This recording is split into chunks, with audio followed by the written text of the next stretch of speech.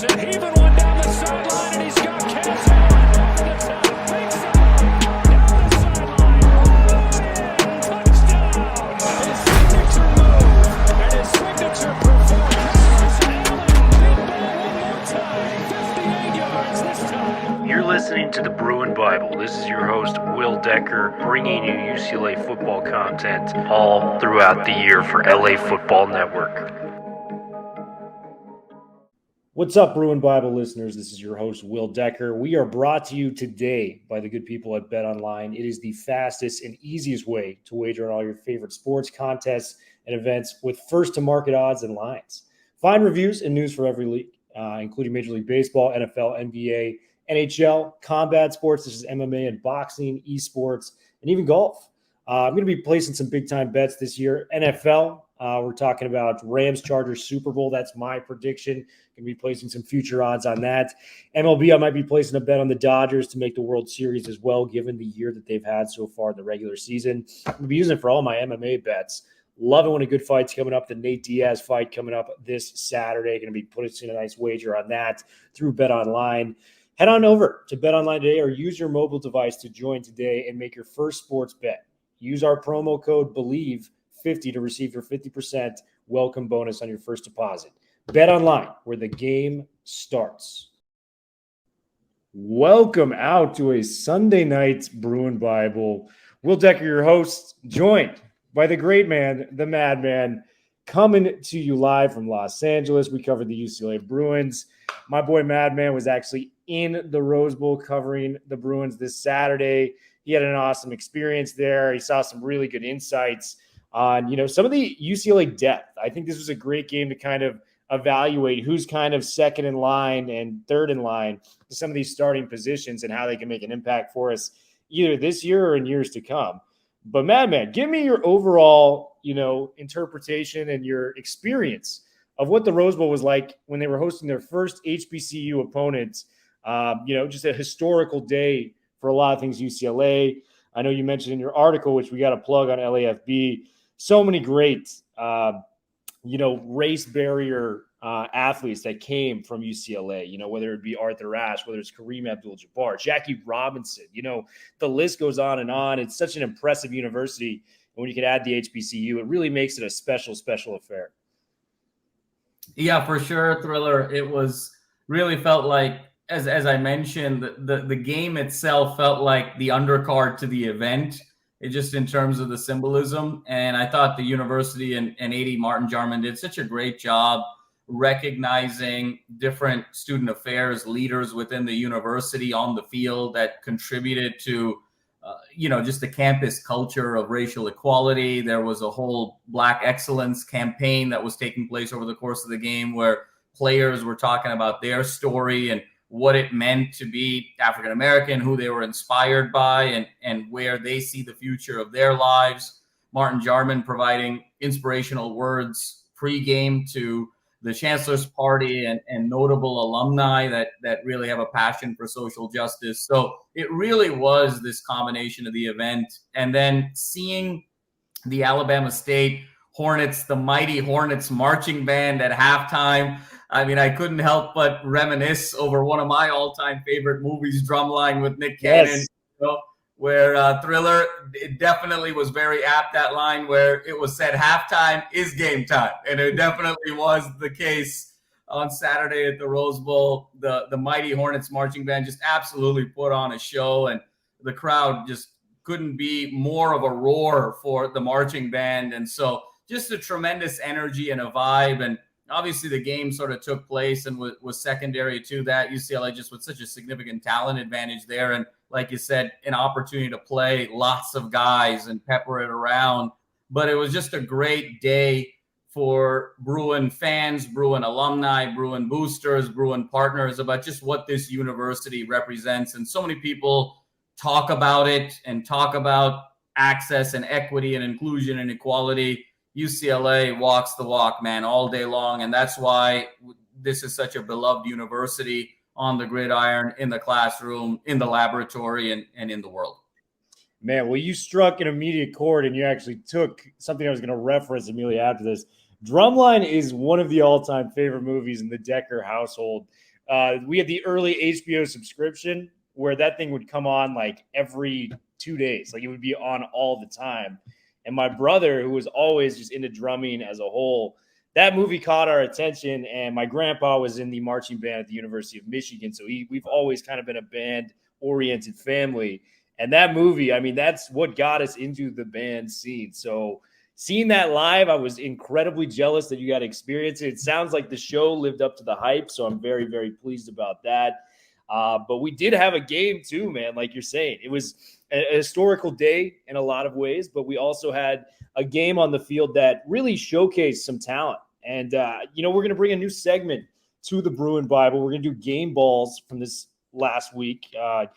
3 guys for me, 3 guys for you, Madman, that really kind of stole the show when it comes to who is the talent on the field for UCLA.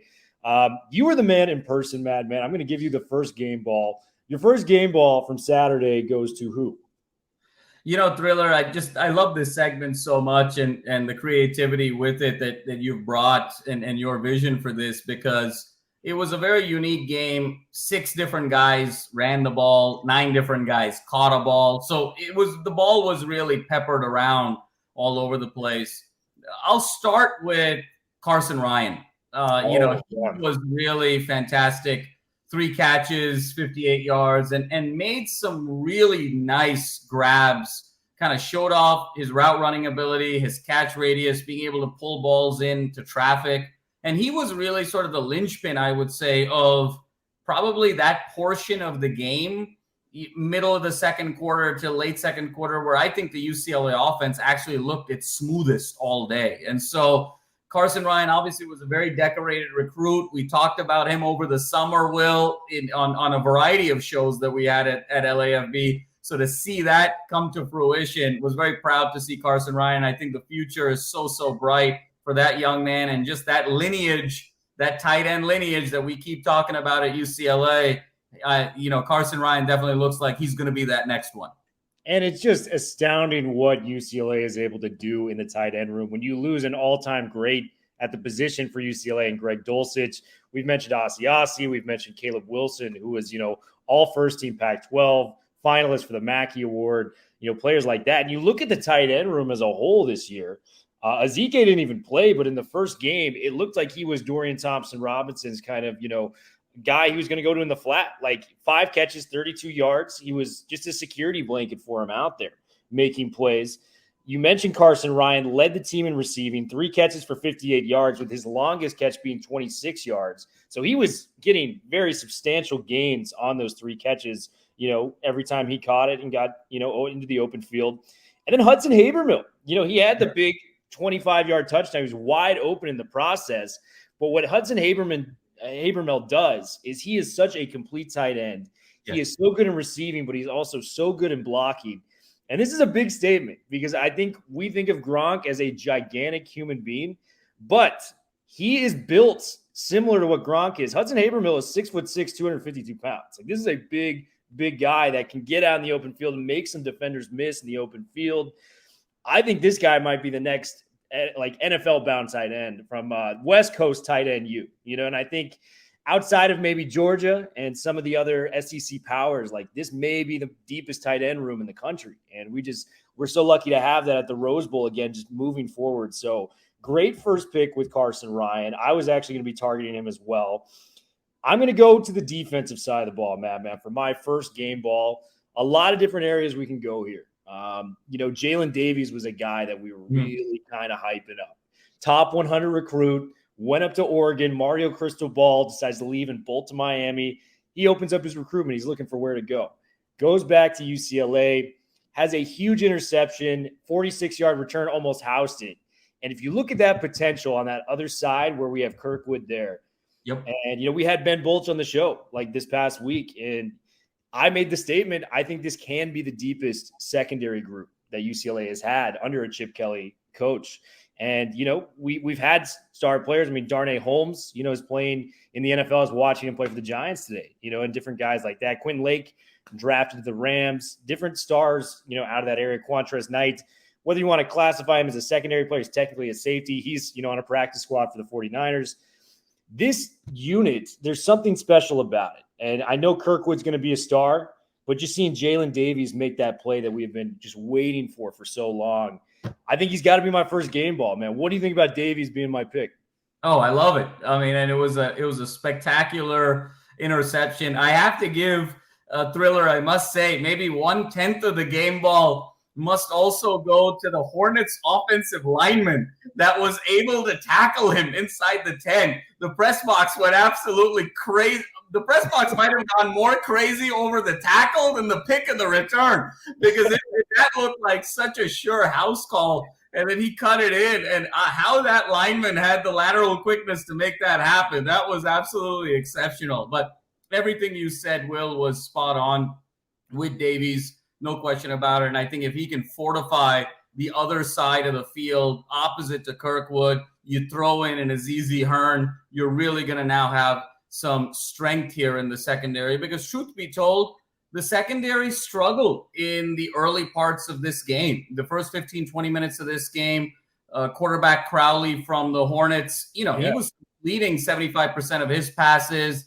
Laviska Shenault's younger brother was making a huge impact. I think a lot of what was said on the Bruin Bible earlier in the week, Will, from our friend from Alabama State, the beat writer, really came to fruition. The Clemson commit, the Laviska Shenault's brother, they really showed some skill at the wide receiver position, really were able to run that RPO mesh quite well. So to see Jalen Davies be able to kind of shake that off early along with the other secondary members and then make such a spectacular play in the third quarter, I think was absolutely spot on.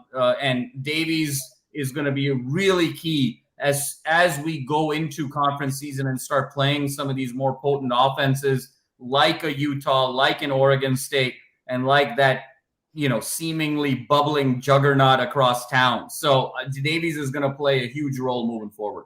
And, Davies, the talent level's there. You saw him flying, making plays across the field. If these two corners can reach their ceiling, these are going to be our most two talented players coming back for next year.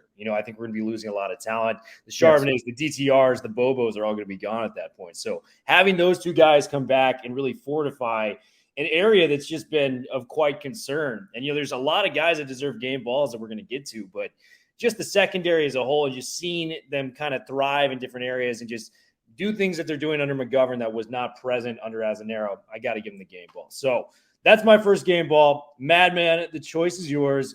Game ball number 2. Who are you going with for UCLA?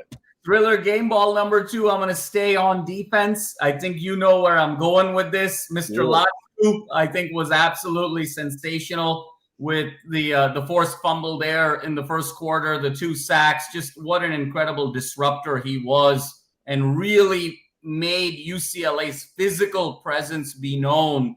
That forced fumble was so critical on the third drive of the game for the Hornets, because they took the opening kickoff 53 yards, got a couple of first downs, got all the way down to that UCLA 32-yard line, 4th and 3, got stuffed.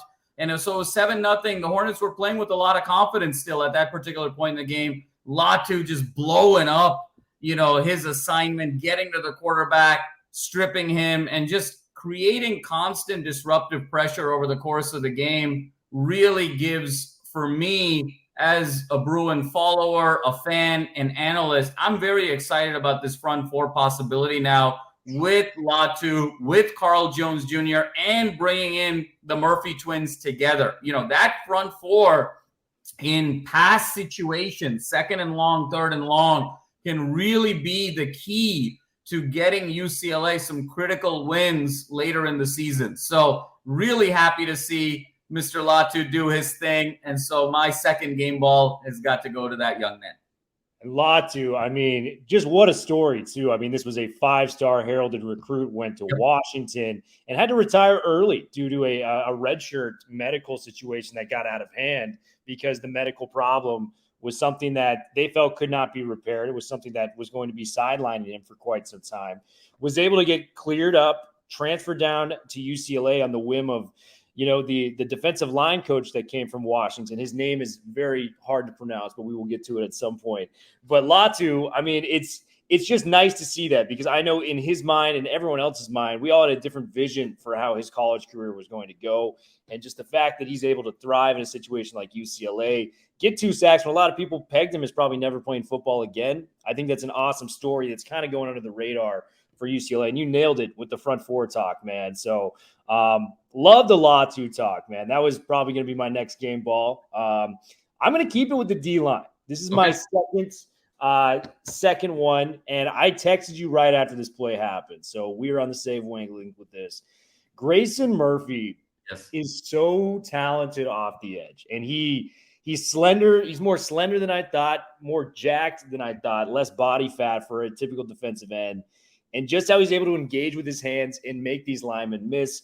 Granted, I know this was, a SWAC school, and, the team we played last week was a MAC school, but this guy, I mean, it's not an accident this guy's getting sacks. I can say that.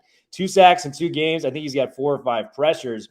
And the stat that really jumped out to me was he recovered 2 fumbles in this game. He was the guy that jumped on the football and was able to get the ball back for UCLA, making big-time plays. Grayson Murphy is an NFL talent. I'm just going to throw that out there. Like, I believe what he is doing this year is going to propel him onto some NFL draft boards. Whether that's the 5th or 6th round or the 3rd or 4th round, who knows? It's a long process. He may test even higher than that if he's able to, put it all together at a combine-like situation. But what Grayson Murphy's doing, I fully expect it to translate to Pac-12 play. Give me your thoughts on Grayson Murphy, my man. Oh, Will, no question about it. And I think the last point you brought up was really profound, because there are some positions where when you watch in a game against an inferior opponent, hard to sort of deduce how much can I sort of take away from, this performance against this team. But when you talk about defensive line and when you talk about pass rush and you're watching for technique and you're watching for the quickness of the feet, the get off speed, how you use your hands, all of those things are all things an individual can control. Motor, tenacity, all of those things are independent of whoever your opponent is.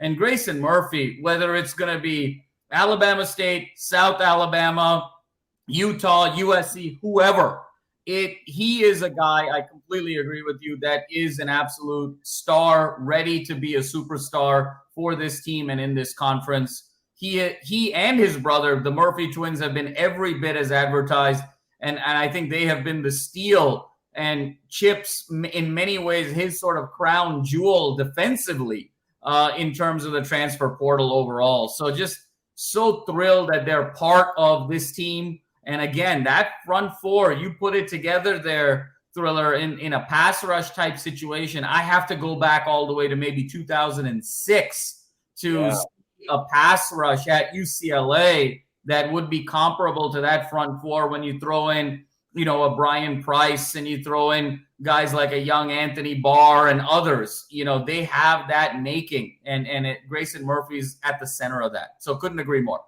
Love it, man. Yeah, this front 4. And, at post game, after the first game of the season, we go down after Bowling Green. And it was just really cool to hear Chip admit this in person. It was, we want to generate, pressure from our front 4. That's why we got these guys, and it's working. And you could just hear Chip is a guy that gives little tidbits. If you just pay close attention to him, you have to be in the room for him. You have to study his stuff.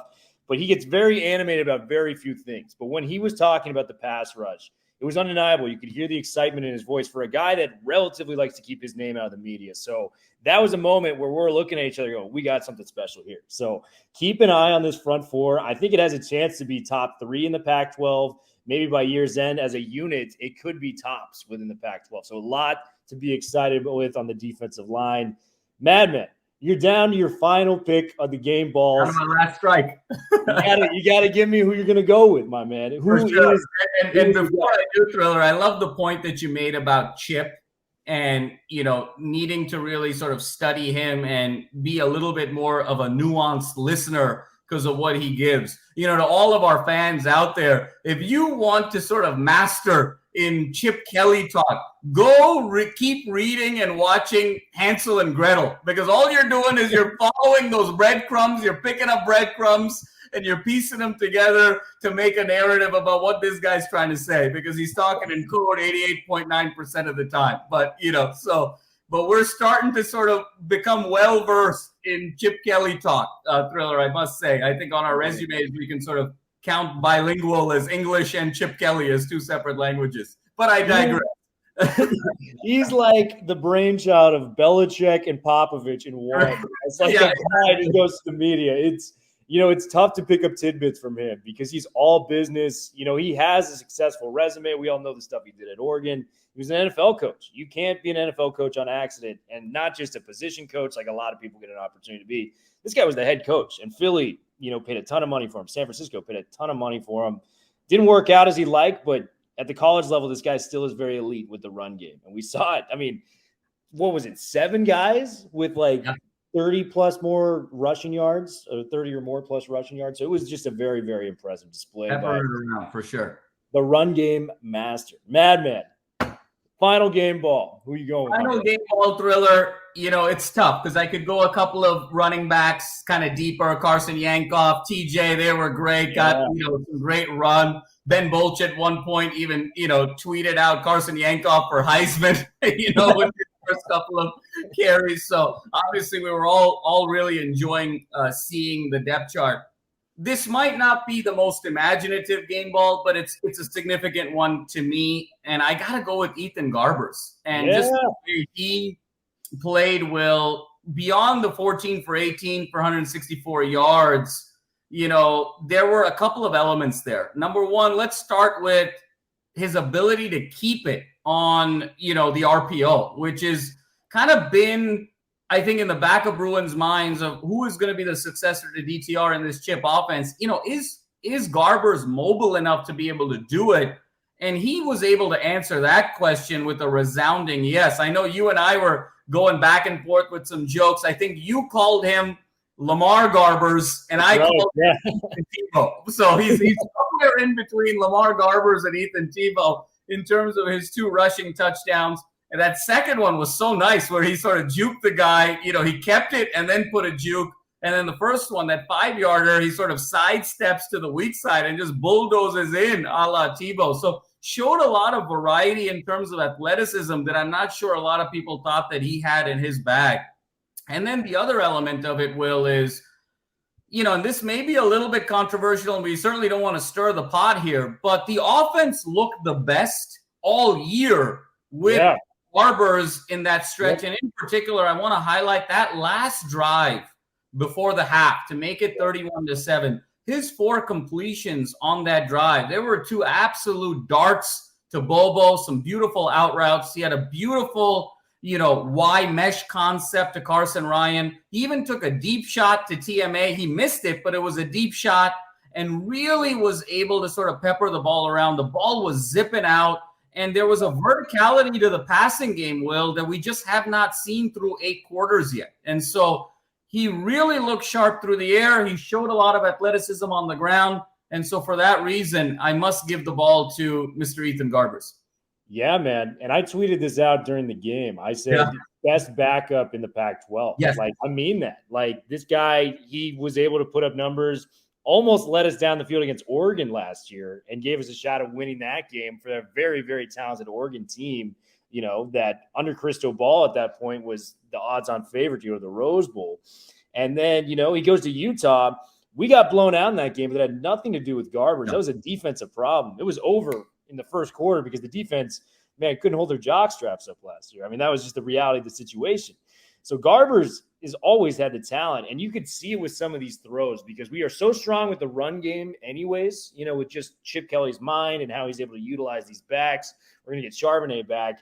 By the way, TJ Harden looked really, really good. I'm excited about him as a rotational back in the system. And, Keegan Jones, Morrell, Christian Grubb, Colson Yankoff, who we will talk about in just a second, is somebody I'm very excited about. But it was Garbers, just the command of the offense that he was just able to come in there. I think a lot of UCLA fans may take for granted what he was able to do. He moved the ball seamlessly down the field. And there's not a lot of backups in college football that can come in, command the huddle. And by the way, he's making NFL throws like you're mentioning on that last drive before the half, before he was able to punctuate it, running the ball in, flipping it to the official. Ethan Garbers is a bad dude. Like, I am in on the Garbers train. I think he's a phenomenal talent. DTR has earned this right to be the starter as he's been here for a long time. But, knock on wood, this is something we would not want. If something were hypothetically to happen to a guy like DTR, we're not going to be very comfortable about Garbers coming in and helping this team out. 14 of 18 through the air, 164 yards, 2 carries, 7 yards, and 2 touchdowns on the ground. Garbers balled, and his brother Chase Garbers was a longtime starter within the Pac-12 at Cal. I mean, this is a family that can play football. So really excited to see how Garbers progresses. So love the pick, man. I was heavily considering him for my third pick as well. And there's a variety of different areas we can go in with the final pick of the game ball section for the Alabama State game. And I think the guy I'm going to go with, I'm looking at Jake Bobo. He still isn't flashy enough, but 3 catches, 41 yards. Those catches, every single catch he's had has been a big catch. Yes. Move the chains type of catch. So I'm all in on Bobo. I'm not going to give him the game ball yet. I think we're kind of saving him, once we get into Pac-12 play. He was a guy I was considering. Logan Lloyd, just good to see him out there. 3 catches, 30 yards, did his thing. It's got to be Colson Yankoff, though. Yeah. Colson Yankoff. Just the story of this guy, because I think people thought this guy was a fake player for a long time. We had not been able to see him. He's kind of got a legendary story. He was a, top 120 recruit. He was a dual threat quarterback from Coeur d'Alene, Idaho. So, not a lot of recruiting services come out there, but this kid can clearly play. Committed to Washington with Chris Peterson. Chris Peterson eventually leaves the program. He comes down to UCLA, switches positions to wide receiver. It's taken him a little while to learn the position. I mean, imagine learning on the fly in the Pac-12, a Power 5 conference, a new position. That's a tough thing to go about. And, the name sounds like a legend in itself, too. It's just, big storyline. It seems like it's a children's book I would read my kids, Colson Yankoff and, him defeating. It feels very Field of Dreams, doesn't it? Batting cleanup, Colson Yankoff, Coming out of the cornfields, Colson Yankoff, you know what I mean? So, and he showed out, and it was really fun to see, the Twitter for UCLA was firing off the Colson Yankoff tweets, which was really fun to be a part of. 6 carries, 35 yards. That's 5.8 yards a carry. He was doing really good on the ground and reeled in a first down, a catch for 15 yards. He was doing his thing, man. So I think just the journey he's had and the work he's had to put into learning a new position and, translating that to the Pac-12, that's a tough thing to do. So Colson Yankoff, he's got all my respect. Big day for the kid, man. What do you think about Yankoff being the final pick of the game? Oh, I love it. I mean, it's spot on. I was sort of thinking, am I going Yankoff? Am I going Harden? Am I going Garbers? I felt like I had to go for Garbers for some of those elements, but there's no wrong answer here. And Thriller, I don't know if it is his story and him being a quarterback to start, or the fact that he wears number 7, or just his overall build.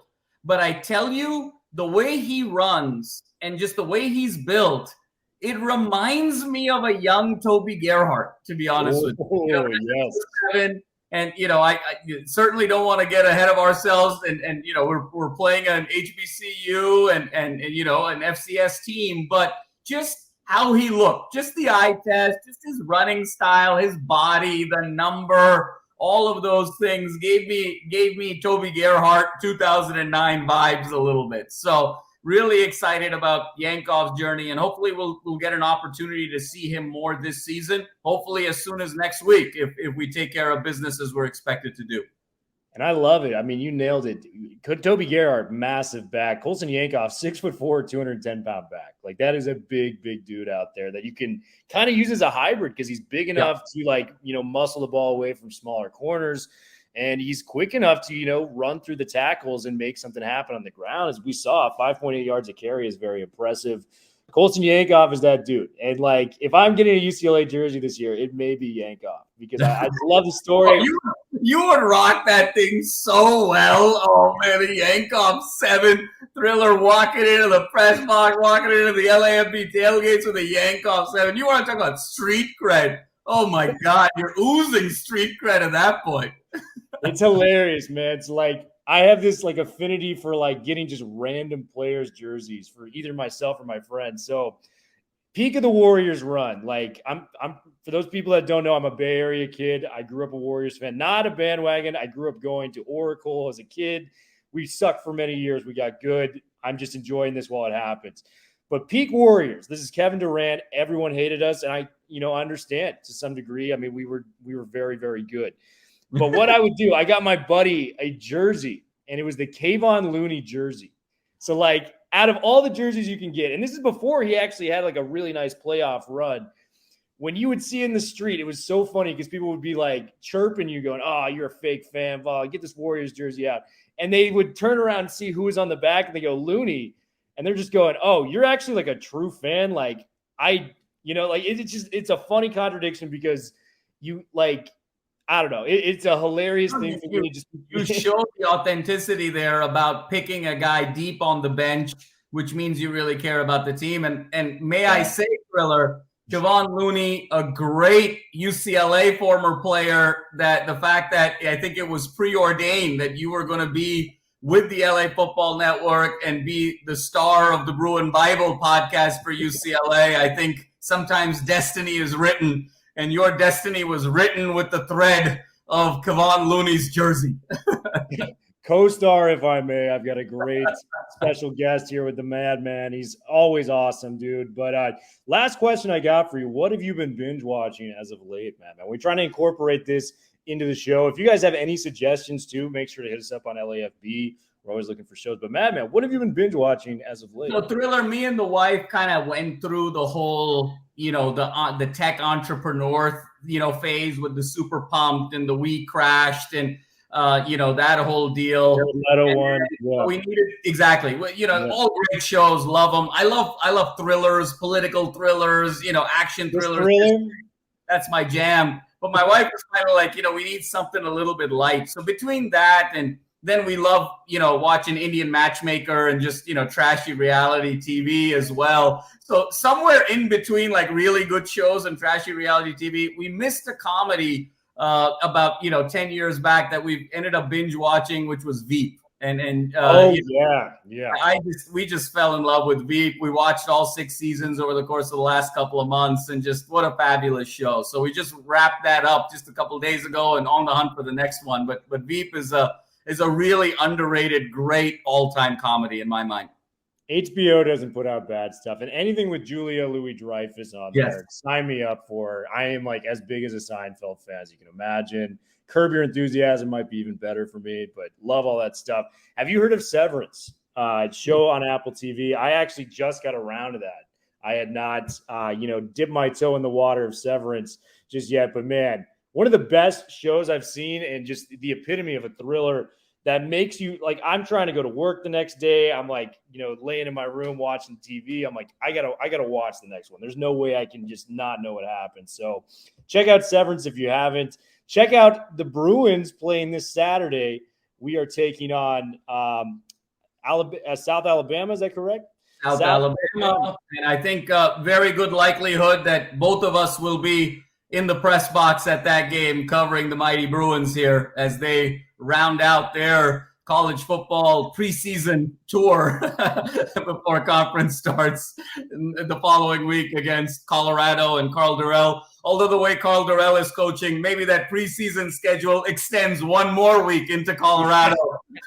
Yeah, man. Carl Durrell, we love him as UCLA people. He's a great person, great dude, but man, he has his work cut out for him at Colorado right now. UCLA legend. He was on some of those 80s Rose Bowl teams with Donahue, coached the Bruins. But he may be, sort of the next in line in the Scott Frost retirement plan for the 2022 season, the way it's going for the Buffs. Man, and Scott Frost, too. I mean, just a guy did not expect this to go this way. I was very excited for the Nebraska faithful. It's a program that it's always had its challenges recruiting-wise because Nebraska obviously doesn't have the influx of recruits that, a USC, UCLA has, a Texas, or even like a Miami, Florida, Florida State. They kind of have to do it on their own. But yeah, just one of those programs you grew up with that it's more fun if they're relevant again. Absolutely. So would have loved to have seen the Scott Frost, tenure work out. Unfortunately, it did not. But fellas, ladies, whoever is listening, Bruin Bible coming to you later this week. We're going to try to get another beat writer on from Alabama State to kind of give us all the ins and outs of what's going on. Madman, great to have you on, brother, as always. You guys be safe out there. Keep us in mind. Bruin Bible.